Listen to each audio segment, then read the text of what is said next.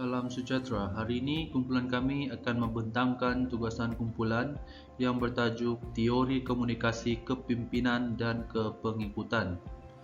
Kumpulan kami terdiri daripada Muhammad Rahmat bin Muhammad Sharif, Muhammad Anas bin Fakaruzi, Muhammad Amir Faiz bin Hamdan dan Veron Tony.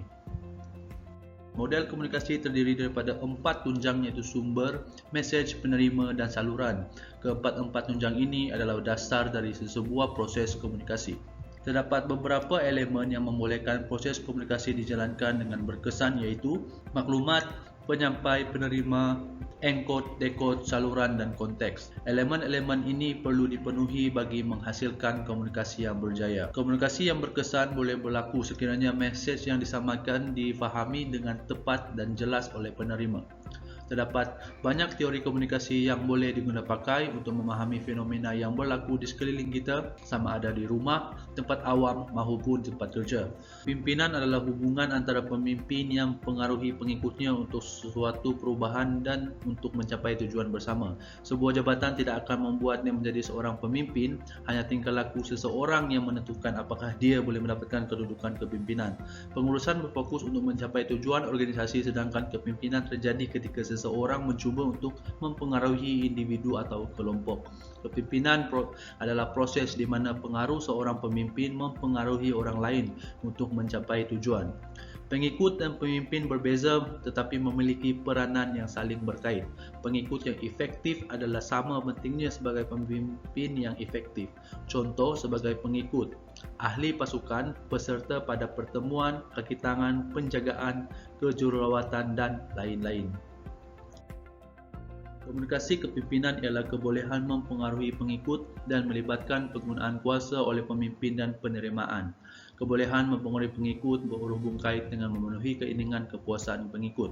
Keberkesanan dalam komunikasi kepimpinan juga dicadangkan oleh dipertingkatkan dengan kaedah yang sama dengan mengubah suai faktor situasi agar pengikut menjadi lebih selesa atau mengubah cara kepimpinan pemimpin.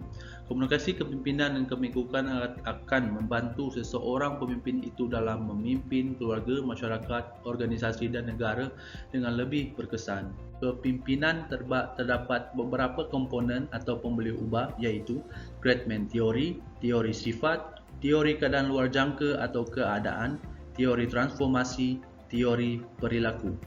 Kepengikutan, pandangan tentang followership atau pengikut. Meskipun Gardner dan lain-lain memiliki mengakui pentingnya pemimpin dan pengikut bekerjasama dalam rangka mewujudkan visi sastera, biasanya kurang memperhatikan ke konsep pengikut dan tidak ada teori dari followership. Andaian dan idea teori. Dalam sebuah kumpulan amat penting untuk memiliki seorang pemimpin yang dalam menerajui aktiviti yang berjalan di dalam kumpulan tersebut. Menurut Barker, kepimpinan adalah satu kemahiran komunikasi yang menggerakkan kumpulan ke arah pencapaian matlamat dan kesejahteraan kumpulan. Seorang pengikut yang baik perlulah menuruti arahan seorang pemimpin selagi arahan yang diberikan tidak bercanggah dengan mana-mana peraturan organisasi, moral dan agama. Sebelum melakukan atau melaksanakan sesuatu perkara, pengikut perlulah memaklumkan dan mendapat restu daripada pemimpin. Ini penting bagi menunjukkan sifat hormat kepada ketua. Salah satu situasi yang boleh diambil adalah insiden kapal angkasa Challenger yang berlaku pada 28 Januari 1986. Dalam insiden ini, kapal angkasa tersebut telah meletup dan mengorbankan nyawa 7 orang angkasawannya terlibat di dalam pelancaran kapal tersebut. Selepas siasatan dijalankan, telah didapati bahawa para jurutera kapal telah memberi amaran dan memberi cadangan bahawa terdapat risiko yang berbahaya sekiranya pelancaran kapal angkasa itu diteruskan. Dalam situasi ini, dapat dilihat bahawa pemimpin kumpulan tersebut adalah pegawai NASA dan pengikutnya adalah para jurutera kapal. Pemimpin dalam situasi ini telah menunjukkan sifat kepimpinan yang agak baik kerana membenarkan pengikutnya untuk mengeluarkan pandangan dan pendapat mereka mengenai pelancaran kapal tersebut. Pemimpin tersebut bukanlah pendengar yang baik kerana tidak mendengar penjelasan lanjut daripada pengikut, malah mengarahkan mereka untuk mempertimbangkan semula cadangan mereka.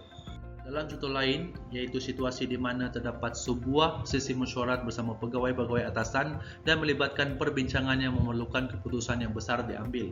Sebagai contoh, mesyuarat pelantikan ahli jawatan kuasa sesebuah unit dalaman jabatan. Dalam keadaan ini, pemimpin yang baik perlulah membenarkan semua pengikut memberi pendapat masing-masing bagi mengamalkan keadilan. Pengikut pula perlu memberikan sokongan kepada apa-apa keputusan majoriti dan taat kepada arahan pemimpin. Analisis dan kritikan. Pemimpin harus dapat melayani, mempunyai semangat terus belajar, dapat mempertulkan kesalahan, menilai pelaksanaan aktiviti dan dapat memotivasi pekerja. Kemahiran komunikasi adalah alat terpenting bagi pemimpin untuk melaksanakan tugas mereka. Gaya kepimpinan juga harus bersinergi dengan teknik komunikasi yang digunakan oleh pemimpin untuk mewujudkan suasana organisasi yang bermotivasi. Ivancevich, Konospeks dan Peterson mengatakan bahawa ada 3 faktor yang dapat dipertimbangkan oleh pemimpin untuk mengubah sikap pekerjanya, iaitu pertama, komunikator, kedua, pesan dan yang ketiga, situasi. Secara keseluruhannya, komunikasi kepimpinan dan kepengikutan memainkan peranan yang penting dalam memastikan interaksi yang berkesan dapat dijalankan di dalam sebuah kumpulan kecil maupun sebuah organisasi yang besar. Kumpulan yang terdiri daripada pemimpin dan pengikut perlulah mengamalkan sikap dan prinsip-prinsip positif bagi mewujudkan keharmonian dalam kumpulan. Keharmonian dalam kumpulan amat penting bagi meningkatkan kecekapan ahli dan juga menggalakkan kerjasama dalam kalangan ahli kumpulan. Sekian saja pembentangan daripada kumpulan kami. Sekian. Terima kasih.